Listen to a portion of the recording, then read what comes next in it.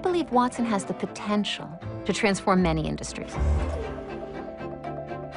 There's so much content out there. Information overload is really the problem of our day in many ways. There's lots of data out there. Now the trick is, how do you get intelligence out of it, not just noise? Most of the data that is available today is unstructured data. It's text, written words, spoken words. And that's really where Watson comes in. Consider a human who could read essentially an unlimited number of documents and understand those documents and completely retain all the information in those documents. Now imagine you could ask that person a question.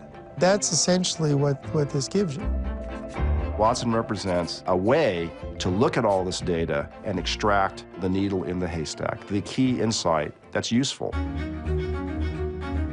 While it's playing the game show Jeopardy as its test case, there are lots of other domains where people want questions answered.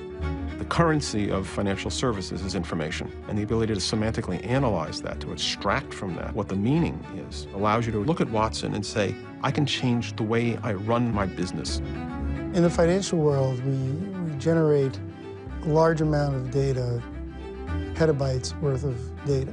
The amount is growing by about 70% per year. Financial information is not just about numbers, it's about all the information out there that would influence how things would change, how the numbers would change. So it's events, it's people, it's what companies are doing and how they're interacting with other companies. It's news, articles, financial blogs. All that information is in natural language. How do you digest all of that and help make important financial decisions? The recent financial crisis highlights the problems of systemic risk. One thing that causes systemic risk is this interdependency and these failures that start to go like dominoes. And you could use something like Watson to understand what creates those interdependencies. I could just see extensions of this into things like private banking, into insurance, into call centers.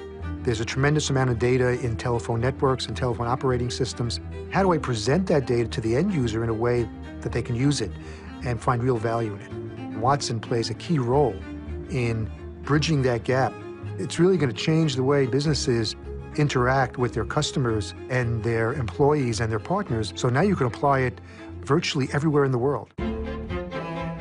In Jeopardy, built into the game is this notion of confidence. And in the real world, there are lots of problems like that.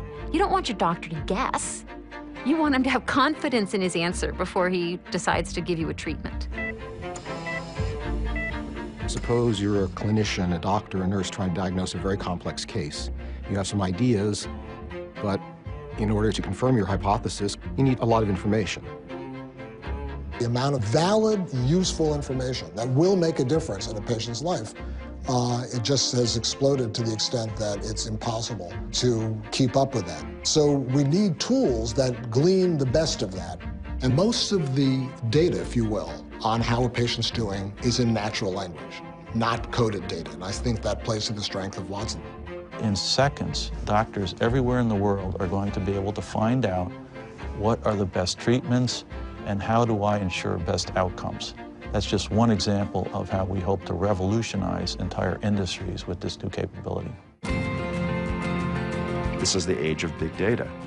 And when you have the data and you also have the tools to make sense of the data, you can begin to make things better. Business people would say we can make things more productive, more efficient, more optimized. Others would say we can address some real societal issues.